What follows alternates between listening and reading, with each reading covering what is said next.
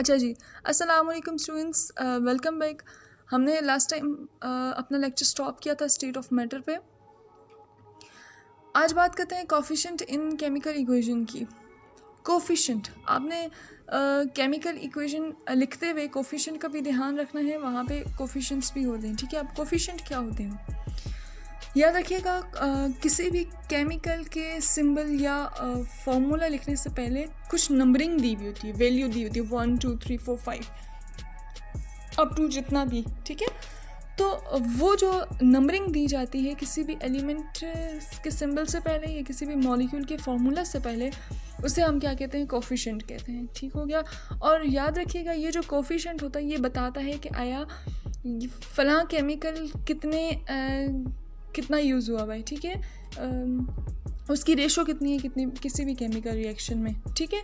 For example आपके पास ये example है Mg, फर्स्ट एग्जांपल है Mg plus HCl will gives us MgCl2 plus H2। यहाँ पे कोई कोफिशिएंट नहीं है। याद रखिएगा कोफिशिएंट हमेशा एलिमेंट से पहले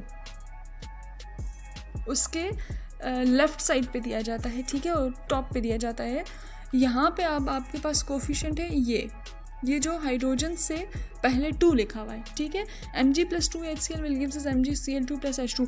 ये जो H2 है, ये H2 ये बता रहा है कि ये कंपाउंड है, ठीक है। दो एलिमेंट आपस में केमिकली कंबाइन होंगे तो वो आपके पास इस फॉर्म में लिखा जाएगा, जैसे H2 लिखा हुआ है, MgCl2 लिखा हुआ है, लेकिन उसकी रेशो कितनी है, वो कितना यूज़ हुआ हुआ है, वो आप उसके पीछे 2 लगाएंगे या 1 लगाएंगे या 3 लगाएंगे या 4 लगाएंगे, ठीक है।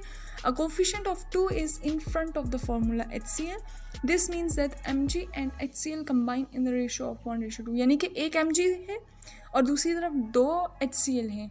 एक Mg रिएक्ट कर रहे हैं 2 हाइड्रोक्लोरिक एसिड के मॉलिक्यूल्स के साथ, ठीक है, कंपाउंड्स के साथ, और एज अ रिजल्ट आपके पास प्रोडक्ट बन रहा है, ठीक हो गया। Law of conservation of mass. अच्छा जी, ये लॉ हमें क्या कहता है, mass can neither be created nor be destroyed but it can be change from one form to another form. याद रखिएगा मास की अगर हम बात करें तो मास ना हम उससे तोड़ सकते हैं ना हम उससे खुद से बना सकते हैं, ठीक है, लेकिन ड्यूरिंग केमिकल रिएक्शन वो चेंज हो सकता है एक फॉर्म से दूसरे फॉर्म। अब ये हम इक्वेशन के थ्रू डिस्कस करेंगे कि कैसे वो चेंज होता है, ठीक है। लेकिन यहाँ पे मैं रिवाइज करती चलूँ, नो एटम्स आर डिस्ट्रॉयड, कोई भी एटम टूट नहीं सकता और ना ही कोई न्यू एटम बनाया जा सकता है ड्यूरिंग अ केमिकल रिएक्शन। कोई ये नहीं। फॉर एग्जांपल मैं इसकी एग्जांपल आपको ऐसे लूँ कि आप रिएक्शन करवा रहे हैं हाइड्रोजन और क्लोरीन का और बीच में से नाइट्रोजन बन जाए, ऐसा नहीं होता। कोई भी केमिकल खुद से प्रोड्यूस नहीं हो सकता और कोई भी केमिकल जो ड्यूरिंग रिएक्शन यूज़ हो रहा है वो खुद ब खुद टूट नहीं सकता, ठीक हो गया, किसी नए कंपाउंड में, एलिमेंट में, लेकिन वो एक फॉर्म से दूसरी फॉर्म में कन्वर्ट हो सकता है, वो रीअरेंज हो सकता है, ठीक है। जैसे कि पहले हाइड्रोजन है और क्लोरीन है अलग अलग और उन्होंने आपस में रिएक्शन किया तो HCl बन गया जो कि कंपाउंड है, एक नई चीज़ बन गई। अब है वही हाइड्रोजन और क्लोरीन जो रिएक्टेंट में था, कोई नया एटम नहीं आया उसमें, ठीक है। तो ये क्या होता है, law of conservation of mass होता है, ठीक है। Chemical bonds between atoms are broken and new ones are form. अब वही जो रिएक्टेंट थे उनके बॉन्ड्स आपस में टूटेंगे और नए बनेंगे और अपने आप को रिकनेक्ट करेंगे, ठीक है, रीअरेंज करेंगे। तो ये क्या होता है, लॉ ऑफ कंजर्वेशन ऑफ मास कहता है, ठीक है। अब जैसे आपके पास ये एग्जांपल है, रिएक्टेंट में H2 यूज़ किया हुआ है। अब यहाँ पे H2 आपको नज़र आ रहा है, दोनों एटम्स केमिकली कंबाइन हुए हैं हाइड्रोजन के, plus H2 again plus O2, ठीक है।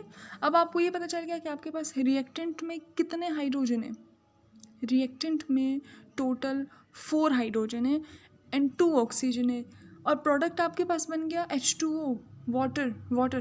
क्या कोई नया प्रोडक्ट बना है कि क्लोरीन से रिलेटेड प्रोडक्ट बन गया हो, फ्लोरीन से रिलेटेड प्रोडक्ट बन गया हो, नाइट्रोजन से? नहीं, जो रिएक्टेंट थे उन्हीं केमिकल की रीअरेंजमेंट हुई है और प्रोडक्ट बन गया है, ठीक है। तो इससे ये वाज़ेह हो जाता है कि रिएक्टेंट और प्रोडक्ट में अगर हम बात करें तो उनकी कंसंट्रेशन सेम रहती है, ठीक है। जितने रिएक्टेंट में एलिमेंट्स होंगे उतने ही प्रोडक्ट में होंगे, ठीक है, लेकिन उन्होंने अपने आप को रीअरेंज कर लिया होगा और as a result new product की फॉर्मेशन होगी। कोई एटम यहाँ पे टूटा नहीं होगा रिएक्टेंट में से और कोई नए एटम की फॉर्मेशन नहीं होगी, बल्कि वही एटम्स आपस में कंबाइन होंगे या रीअरेंज होंगे और एज अ रिजल्ट प्रोडक्ट की फॉर्मेशन करेंगे। ठीक हो गया। वर्ड इक्वेशन है hydrogen plus oxygen will gives us water, जबकि फार्मूला इक्वेशन है H2 plus O2 will gives us H2O। अब ज़रा आप रिएक्टेंट और प्रोडक्ट को काउंट करें तो रिएक्टेंट में भी 4 हाइड्रोजन है, प्रोडक्ट में भी 4 हाइड्रोजन है, रिएक्टेंट में भी 2 ऑक्सीजन है, प्रोडक्ट में भी 2 ऑक्सीजन है। ठीक है, लेकिन उन्होंने अपने आप को क्या कर दिया है, रीअरेंज कर दिया है। ठीक हो गया। When the number of each kind of atom is the same in the reactant and product the equation is said to be balanced. ये आ जाती है बैलेंस इक्वेशन। जब आपके पास रिएक्टेंट और प्रोडक्ट में अमाउंट एलिमेंट्स की सेम हो। लेकिन इंशाल्लाह अपने नेक्स्ट लेक्चर में हम डिस्कस करेंगे कि बैलेंस केमिकल इक्वेशन क्या होती है और इसको कैसे बैलेंस किया जाता है। ठीक है। अब यहाँ पे कंजर्वेशन ऑफ मास से रिलेटेड एक टेबल सा बना हुआ है जिसमें आपको बताया हुआ है कि रिएक्टेंट में क्या हो रहा है, प्रोडक्ट में क्या हो रहा है। अब आप देखें फर्स्ट जो टेबल है उसमें बताया गया है रिएक्टेंट में 2 हाइड्रोजन के मॉलिक्यूल्स हैं, 2 मॉलिक्यूल्स ऑफ हाइड्रोजन। देखें H2 और अगर उसके पीछे कोफिशिएंट 2 है इसका मतलब है 2H2 है। ठीक हो गया। और ऑक्सीजन मॉलिक्यूल है। ठीक है, तो इससे ये पता चल जाता है कि 2 × 2 इक्वल्स टू 4 एटम्स हैं हाइड्रोजन के, 2 एटम्स हैं ऑक्सीजन के। जबकि प्रोडक्ट की बात की जाए तो प्रोडक्ट में भी जो वाटर बना है 2 मॉलिक्यूल्स ऑफ वाटर बने ना, ये भी और ये भी। ठीक है, तो काउंट करें 2 हाइड्रोजन 4 हाइड्रोजन एंड 2 ऑक्सीजन। तो as a result 4 hydrogen atoms और 2 ऑक्सीजन एटम। ठीक है, यानी कि रिएक्टेंट और प्रोडक्ट में जो एलिमेंट्स की कंसंट्रेशन है वो क्या रहेगी, सेम रहेगी। कोई एटम डिस्ट्रॉय नहीं होगा, कोई एटम की फॉर्मेशन नहीं होगी, प्रोडक्शन नहीं होगी, लेकिन हाँ एक फॉर्म से दूसरी फॉर्म में वो कन्वर्ट हो जाएंगे। होपफुली आपको आज का लेक्चर क्लियर हो गया होगा। इंशाल्लाह अपनी नेक्स्ट वीडियो में हम डिस्कस करेंगे बैलेंस्ड केमिकल इक्वेशन के बारे में। Thank you.